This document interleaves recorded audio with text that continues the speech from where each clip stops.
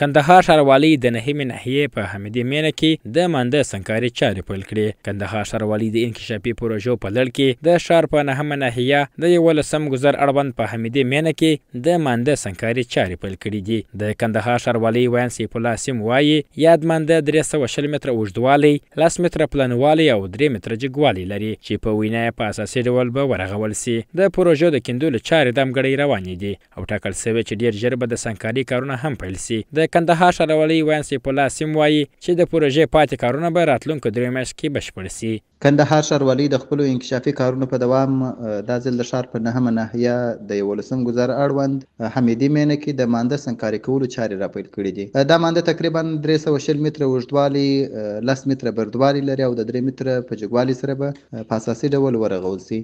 پروژه د سیمې لپاره د اقتصادي ګټو ترڅنګ د کار زمینه هم برابره کړې ده.